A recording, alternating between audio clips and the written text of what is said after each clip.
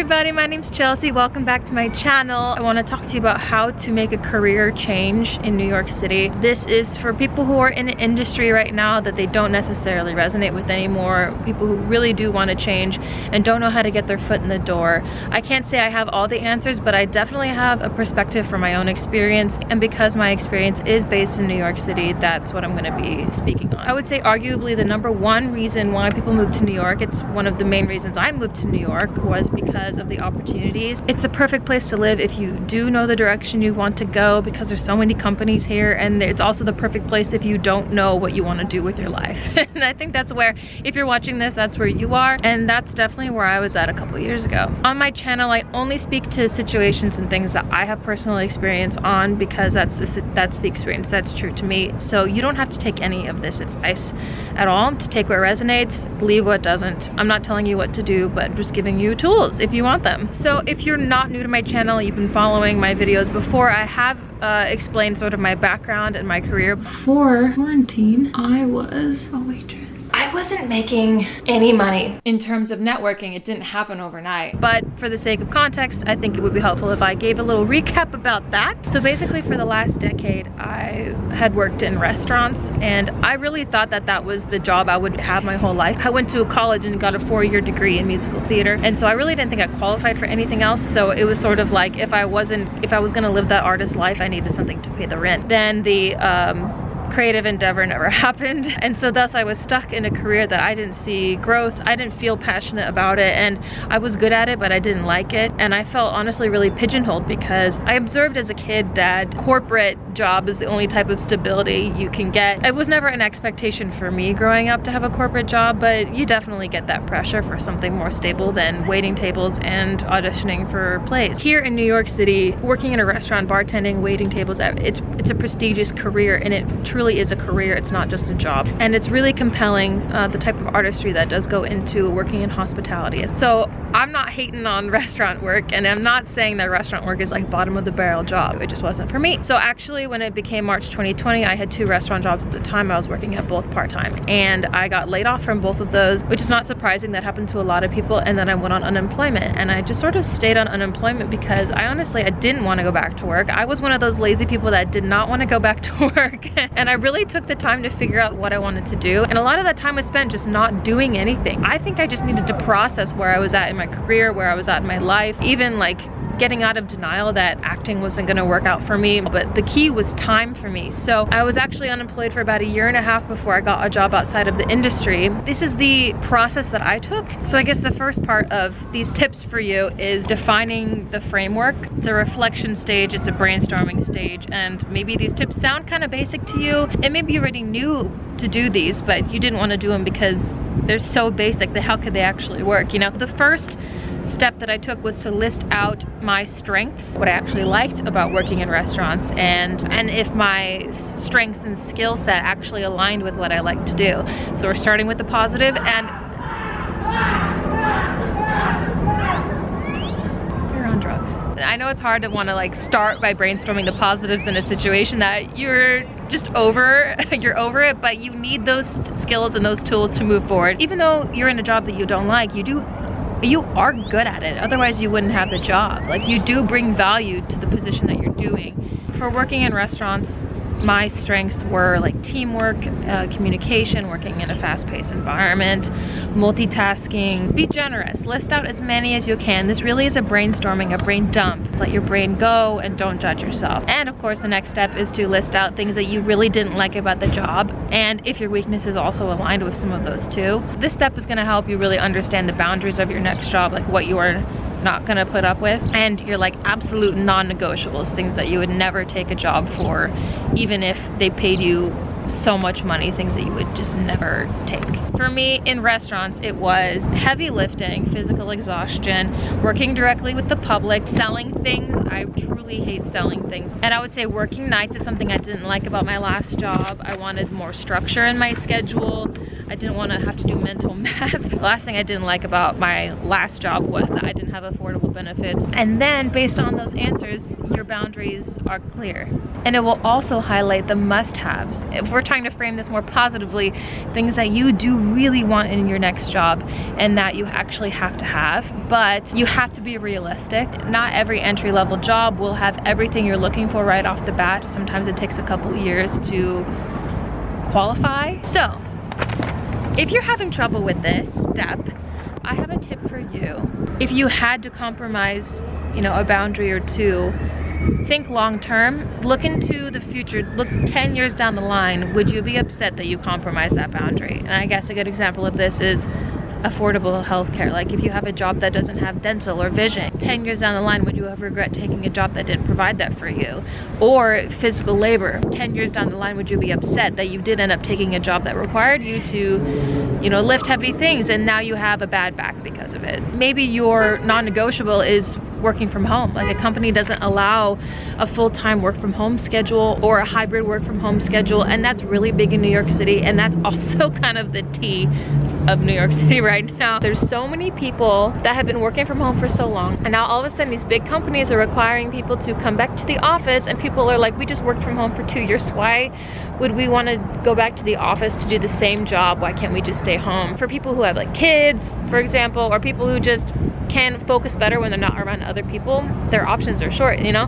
And so that's a deal breaker for a lot of people right now in New York, and they're leaving jobs because they're making them come to the office. And there's, you know, jobs now that are going more hybrid because they don't want people to leave. But yeah, is work from home your non-negotiable or boundary? Commute is also one too. Like I live an hour away from my office and it's a lot. This hair though, it's giving like founding father. And also within a non-negotiable, consider your salary and the lowest that you would possibly go. Like I talked about earlier, like if your dream job offered you this, you couldn't take it because it wasn't enough money for you to actually survive or pay your bills, pay your loans. Like you have to be really realistic about your budget here. And we all know that rent takes up way more of our paycheck than we want it to. Ideally for me, the goal is to pay your rent within 1 week's worth of pay as the minimum, but it doesn't always work out like that because this is a really rent heavy city. I'm sure lots of other cities are too. Really consider your lifestyle in New York City too. Do you like to go out a lot? Do you buy a lot of food? Do you order a lot of takeout? Factor that in and be really realistic and honest with yourself. Otherwise, you're just gonna screw yourself over. So we are on part 2, and I think this is the most fun part, really. Adding the flesh and the organs into your skeleton that you've just created. Like you've listed out your skills. Now we gotta put them together.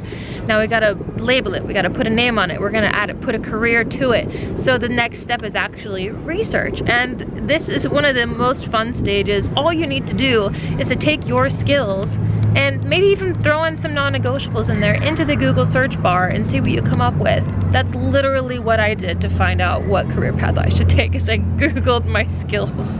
And I guarantee like a list will pop up. If lists don't pop up, there's some articles about something. They're all very like different, but they demand the same skill set, which is what I'm saying. Like Google's gonna give you a lot of options, a lot of different careers in different fields that you can take the time and immerse yourself in. Read articles, pay attention to maybe the negative sides to the job too. And are the negatives crossing any of your career boundaries? Like if work-life balance is really important for you, then you're probably not gonna wanna take on like a nursing job because they work all the time and they have no work-life balance, you know? Pay attention to what really interests you, and not even just right off the bat, but like over time, you know? Sometimes interests takes a slow burn, and as you dig deeper, you find out, oh, there's another facet to this career that I didn't realize, and that's actually something that I really align with. In this stage, don't write anything off. I probably Googled, you know, how to be a nurse when I was doing this, and I knew that that's not what I wanted to do. I didn't write it off because there are probably parts of that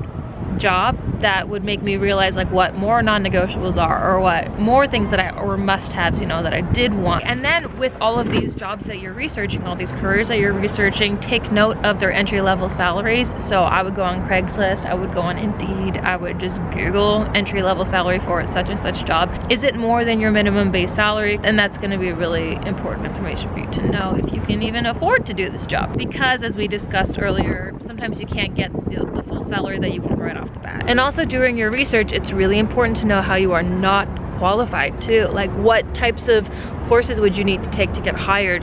What types of programs do you need to know or be familiar with before you're even considered? And I don't recommend lying on your resume. You really do want to make sure you have an idea on how some of these programs work, even if it's just a free YouTube course. Like, how can you learn these skills? How much time will it take? Like, do you know anybody who could actually sit down and teach you? You know, could you get someone coffee, buy someone coffee for their time to show you? The last stage of research is what I call considering the connection. This is so good. I did so good. In my experience, personally, I did not understand how waiting tables could actually get me an administrative job. I didn't think it would work for me, but it did. There was so much crossover in this skill set, and as I was looking for jobs on Craigslist and Indeed, etc., and I saw that there was a restaurant group, a really famous restaurant group, that the owner needed an assistant, and I thought, this might be like the job for me, because it's important working admin for a hospitality group that you understand how a restaurant works, right? So I had that little extra special sauce, and that's sort of what I pushed in my interview. I am gonna make another video on like how to actually get the job, the steps it takes to the steps to take to search for a job and how to get that. Right now we're just focusing on like how to change your career path, how to find new passions. And when you consider the connection, Facebook groups were the best. There was a couple like executive assistant, administrative assistant groups that I joined while I still had a Facebook. I haven't had a Facebook for over a year, but it was really helpful when I was like searching for something. There's loads of people who want to help you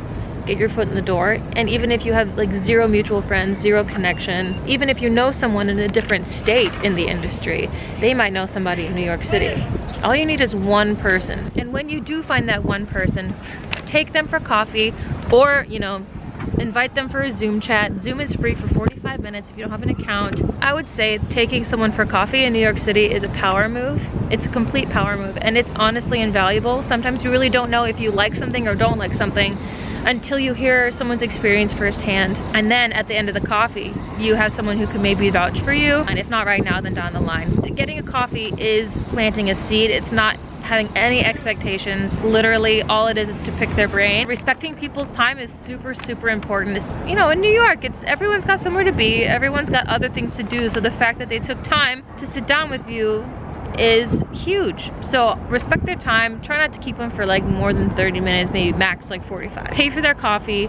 Arrive early at the coffee shop to get a seat, because nothing would be more embarrassing, especially if it's like winter or something. Nothing would be more embarrassing than like getting to the coffee shop and there's nowhere to sit, and you're just sort of standing there like, hey, now what do we do? We're not gonna go outside because it's 10 degrees. And also be prepared with questions, and don't just expect them to lead the conversation. Have like 5 good questions prepared. If you run out of questions, just keep asking people about themselves, because people love talking about themselves. At the end of this video, I just want you to know that, you know, you can repeat as many steps as you need to make it work for you. Like, if you need an interim job to get money while you're figuring out your career, do it. Allow yourself to make all the mistakes. Allow yourself to take the wrong job, because even if it's the wrong job, you're still gonna get something out of it. You're gonna meet more people in the industry, and the second job is always easier to get than the first job.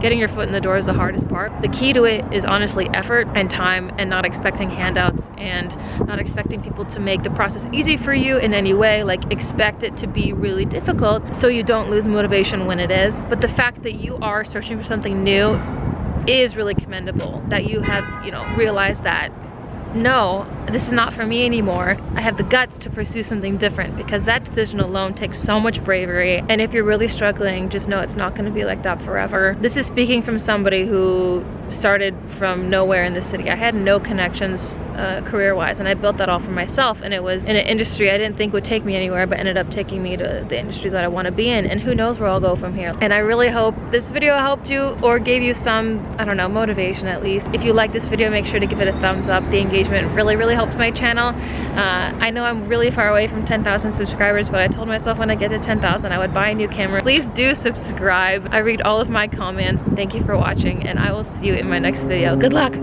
Bye.